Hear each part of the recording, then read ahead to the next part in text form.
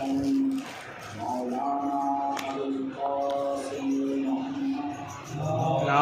صلی علی محمد و آل محمد.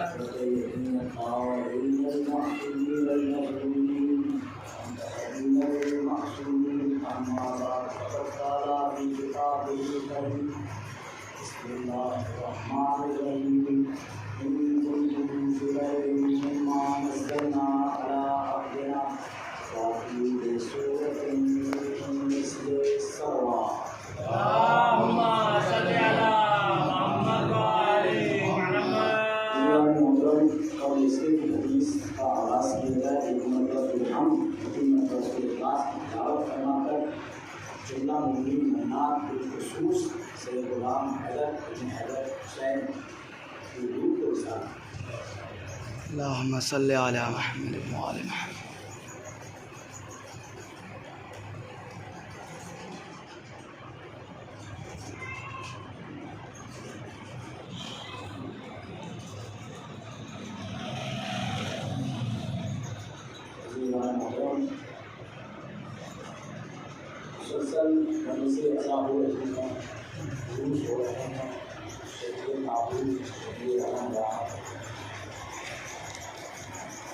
اور ہم اپنے فرائض کو انجام دے رہے ہیں.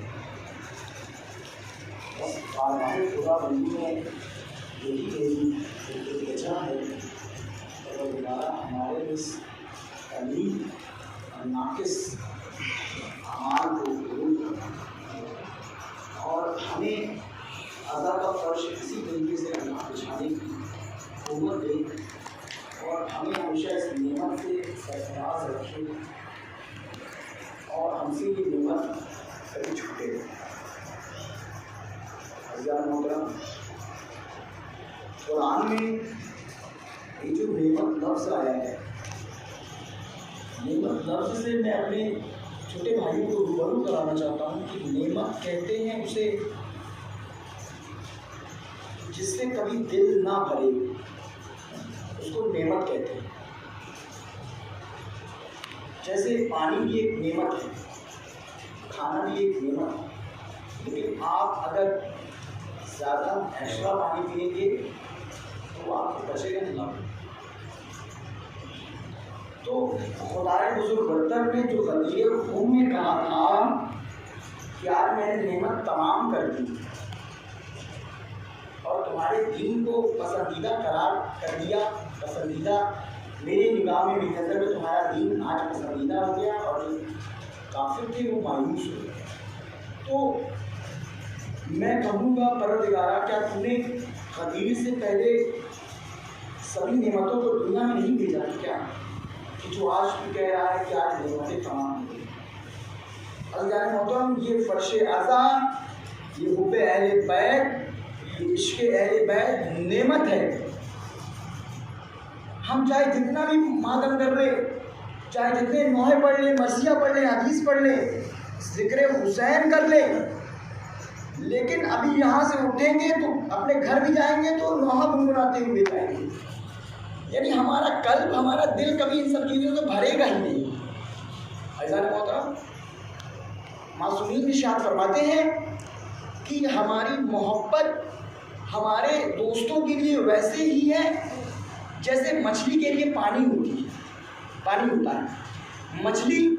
مچھلیاں پانی کے بغیر نہیں رہ سکتی اور ہم ذکر اہل بیت کے بغیر نہیں رہ سکتے. سوال پڑھیے اللہم صلی علی محمد و آل محمد. نعمتیں پروردگار ہیں ہمارے درمیان اور ہر ایک عزادار چاہتا ہے کہ اس نعمت کا اچھے طریقے سے یوز کیا جا سکے، استعمال کیا جا سکے، کوئی پل، کوئی لمحہ ہم سے نہ چھوٹے. عزیزان محترم، اب تو لاک ڈاؤن لگ گیا تھا اور کورونا وبا پھیلی ہوئی تھی، لیکن اس سے پہلے کے جو حالات تھے، سبھی لوگ اپنے گھروں میں، اپنے گاؤں میں چاند رات سے ایک دن پہلے آ جایا کرتے تھے. چاہے وہ عید میں آئے نہ آئے، بقرعید میں آئے نہ آئے، لیکن محرم میں ضرور آتے تھے. عزیزان محترم، یہ ایک نعمت ہے جس کی طرف اللہ نے قرآن میں اشارہ کیا ہے کہ آج تمام نعمتیں یہاں پر ختم ہو گئی، اینڈ ہو گئی، اور مولا علی پہ نعمت ختم ہوئی ہے۔ اس کا مطلب کہ علی کی ولایت ہمارے لیے سب سے بڑی نعمت ہے۔ صلوات پڑھیے بر محمد و آل محمد۔ اللہم صلی علی محمد و آل محمد۔ جس سے کبھی دل نہ بھرے گا۔ جناب فاطمہ تو زہرا سلام اللہ علیہا اللہم صلی علی محمد و آل محمد ارشاد فرماتی ہیں کہ ہمارے جو شیعہ ہیں، ہمارے جو دوست ہیں، وہ ہمارے فاضل تینت سے بنائے گئے ہیں۔ فاضل تینت، میں بیوی سے التجا کروں گا، اے بیوی اس فاضل تینت کا مطلب کیا ہوا، ذرا ایک بار سمجھا دیجیے۔ بیوی بتائیں گی کہ ہماری نور کی بچی ہوئی جو کیفیت تھی، اس نے ہمارے عزاداروں کو، اس نے ہمارے چاہنے والوں کو بنایا گیا ہے۔ سبحان اللہ، ماشاء اللہ۔ وہ کسی بھی مرحلے میں ہو، دنیا کے کسی بھی گوشے میں ہی کیوں نہ ہو، وہ ہم کو فراموش نہیں کر سکتے، چاہے وہ پاگل ہی کیوں نہ ہو جائیں، پھر بھی ذکر اہل بیت کریں گے۔ حضرت محترم، ایک لندن کا واقعہ بتاتا ہوں میں آپ کو۔ وہاں پر جو ایک کمیونٹی ہوتی ہے، مطلب جو چلاتی ہیں سماجک سیوائیں جو ہوتی ہیں، سوشل ویلفیئر کا کام کرتی ہیں، وہ جاتی ہیں ہر جگہ دیکھنے کہ وہاں پر کیسے کیسے لوگوں کو کیسے ٹریٹمنٹ کیا جاتا۔ تو ایک سوشل ویلفیئر کمیونٹی جو تھی، وہ ایک پاگل خانے میں گئی اور وہاں پر وہ نوحہ پڑھنے لگی۔ پوچھا کہ یہاں پر کیا کوئی شیعہ ہے؟ عزیزان محترم، ایک جو شیعہ تھا جس کا دماغ خراب ہو گیا تھا، جو پاگل ہو گیا تھا، پاگل خانے میں تھا، جیسے ہی ان لوگوں کی نوحے کی آواز سنی، بے ساختہ سینہ پیٹنے لگا۔ عزیزان محترم، یہ بتاتا ہے کہ اگر ہم کسی بھی حالات کا سامنا کیوں نہ کریں، لیکن ہم کبھی ذکر اہل بیت کو فراموش نہیں کر سکتے۔ صلوات پڑھیے بر سبحان اللہ، سبحان اللہ، اللہم صلی علی محمد و آل محمد۔ عزیزان محترم، اس دنیا میں یہ جو تاریخ، ہسٹری آف شیعہ، یہ تاریخ جو شیعوں کی تاریخ ہے، یہ صرف نبی حضور سرور کائنات کے دور تک محدود نہیں ہے، ہر دور میں شیعہ ہے۔ جیسے میرا موضوع ہے قرآن، تو میں قرآن سے حوالے دوں گا، قرآن کی آیتوں سے حوالے دوں گا۔ ایک قرآن کی آیت جس کا ترجمہ یہ ہے کہ بے شک ابراہیم نوح کے شیعوں میں سے، اس کا مطلب حضرت ابراہیم اور نوح کے دور میں بھی شیعہ ہوا کرتے تھے۔ محترم، ایک بار حضرت موسیٰ کا واقعہ بتاتا ہوں میں۔ حضرت موسیٰ گزر رہے تھے کہ راہ میں دو لوگ آپس میں لڑ رہے تھے، تکرار کر رہے تھے۔ تو ان لوگوں نے، ان میں سے ایک جو موسیٰ کا شیعہ تھا، اس نے حضرت موسیٰ سے مدد مانگی، حضرت موسیٰ نے ان کی مدد کی۔ پھر تھوڑا آگے بڑھتے ہیں، فرعون کے دربار میں جب حضرت موسیٰ اور ان کے بھائی ہارون سے امتحانات لیے جا رہے تھے، تو وہاں پر جو حضرت موسیٰ کی طرفداری کر رہے تھے، جو سامعین تھے، جو ناظرین تھے، وہ بھی شیعہ تھے۔ حضرت محترم، شیعوں کا دائرہ صرف اس دور تک محدود نہیں ہے۔ صلوات پڑھیے بر محمد و آل محمد۔ اللہم صلی علی محمد و آل محمد۔ حضرت محترم، قرآن بھی ہدایت انہیں کی کرتی ہے جو متقی ہوتے ہیں، اور متقی وہ ہے، ایک گروہ متقی وہ ہے جس کے امام مولا علی ہیں۔ یعنی اب میں ان دونوں باتوں کو ملاؤں، شیعہ اور متقی اور مولا علی کے غلام، تو اگر دیکھا جائے تو اس دنیا میں شیعہ ہی متقی ہیں، مولا علی کے دوست ہی متقی ہیں۔ کوئی پورے 100% ہو یا کوئی 90% ہو، لیکن ہے تو وہی ہے، کیونکہ مولا علی امام ہے متقیوں کے۔ صلوات پڑھیے بر محمد و آل محمد۔ اللہم صلی علی محمد و آل محمد۔ جو غیب کی باتوں پر یقین کرتے ہیں، جو صلوات پڑھتے ہیں، امام جعفر صادق علیہ السلام اللہم صلی علی محمد و آل محمد۔ اپنے دوستوں کی پہچان بتاتے ہیں۔ امام جعفر صادق علیہ السلام کہتے ہیں کہ ہمارے جو دوست ہیں وہ ہمارے دشمنوں سے بیزاری رکھتے ہیں اور ہم پر درود و سلام پڑھتے ہیں، اور بسم اللہ پڑھتے ہیں تو بلند آواز سے بسم اللہ۔ کیوں بسم اللہ بلند آواز سے کیوں پڑھتے ہیں؟ تاکہ جو طاقتیں لگی ہوئی تھی کہ علی کے ذکر کو گھٹا دیا جائے، ان طاقتوں کو ہم بتانا چاہتے ہیں۔ بسم اللہ بلند آواز سے پڑھ کر ہم یہ بتانا چاہتے ہیں کہ علی نقطۂ باں ہیں، اس لیے ہم بسم اللہ کو بلند آواز سے پڑھتے ہیں۔ اور محب حیدر جہاں جہاں ہے دنیا میں، وہ بسم اللہ جب بھی پڑھیں گے وہ بلند آواز سے پڑھتے ہیں۔ صلوات پڑھیے پر محمد اللہم صلی علی محمد و آل محمد۔ امام نے تعریف بتائی ہے، یہ امام نے انٹروڈکشن دیا ہے اپنے دوستوں کا، کہ ہمارے جو دوست ہوں گے وہ فلاں فلاں فعل انجام دیں گے۔ عزیزان محترم، آج کوئی بھی سلسلہ، کوئی بھی نسب اٹھا کر دیکھیے گا، چاہے وہ ولایت کا ہو، چاہے کسی بھی چیز کا ہو، یا کوئی بھی شخص جو بلند مقام پہ فائز ہو، اس کے پیچھے کہیں نہ کہیں عاشقان حیدر کا ہاتھ ہوتا ہے۔ یہ میرا خود کا آزمایا ہوا ہے، میں نے دیکھا ہے۔ دیکھیے ایک ایگزامپل دیتا ہوں، پھر آگے بڑھتا ہوں۔ پاکستان جس نے بنایا، اور آج پاکستان میں جو قائد اعظم ہیں وہ کون تھا؟ تو دنیا میں شیعوں نے بڑے بڑے کام کو انجام دیا ہے۔ آج بھلے سے ہی وہ آتنکواد ہو گیا ہو پاکستان کی جگہ، لیکن بنانے والا تو شیعہ ہی تھا۔ صلوات پڑھیے پر محمد اللہم صلی علی محمد و آل محمد۔ آج محرم کی 7ویں تاریخ ہے، اور چاروں طرف مجلس ماتم ہو رہا ہے۔ کربلا کے میدان میں حضرت امام حسین علیہ السلام نے اپنے شیعوں کو یاد کیا۔ علی اکبر کے سینے میں نیزہ لگا تو یاد نہیں کیا، عباس کے شانے قلم ہوئے تو یاد نہیں کیا، قاسم کے پامال لاشوں کو چادر میں سمیٹ کے لائے تو یاد نہیں کیا، حبیب ابن مظاہر شہید ہوئے تو یاد نہیں کیا، تمام اقربا شہید ہوئے تو یاد نہیں کیا، تمام اصحاب شہید ہوئے تو یاد نہیں کیا۔ جب امام حسین علیہ السلام نے حرب ناصر ینصرنا کی آواز کربلا کے میدان میں بلند کی، ادھر خیام حسینی میں رونے کی آواز بلند ہونے لگی، علی اصغر نے اپنے آپ کو جھولے سے گرا دیا۔ امام حسین علیہ السلام خیمے کی جانب بڑھتے ہیں اور بیویوں سے سبب جانتے ہیں کہ اے بیویوں، ابھی میں زندہ ہوں، تمہارے رونے کا سبب کیا ہے؟ بیویاں کہتی ہیں اے میرے سردار، اے میرے آقا، اے میرے حاکم۔ علی اصغر نے اپنے آپ کو جھولے سے گرا دیا۔ عزیزان محترم،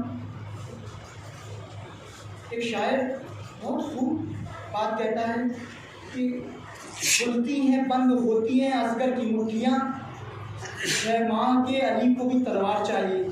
عزیزان محترم، علی اصغر نے اپنے آپ کو جھولے سے گرایا تھا تو اس لیے گرایا تھا کہ اپنے بابا کی نصرت کر سکے۔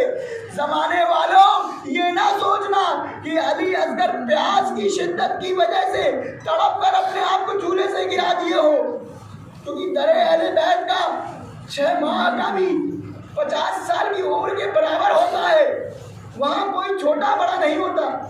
عزیزان محترم، علی اصغر کو اپنے ہاتھوں پہ لیتے ہیں اور امام حسین علیہ السلام ان کی جانب بڑھتے ہیں، اور امام حسین علیہ السلام نے عزیزان محترم قیامت کا مرثیہ پڑھا ہے۔ علی اکبر کے شہید ہونے پہ ایسا مرثیہ نہیں پڑھا، جناب عباس کے شہید ہونے پہ ایسا مرثیہ نہیں پڑھا، اور محمد کے شہید ہونے پہ ایسا مرثیہ نہیں پڑھا۔ امام نے مدینے کی طرف رخ کر کے اپنے شیعوں کو یاد کیا کہ اے میرے شیعوں، اگر تم کربلا میں ہوتے تو دیکھتے کس طریقے سے میں نے علی اصغر کے لیے مرثیہ پڑھا، چند قطرے آپ کے لیے مرثیہ پڑھا۔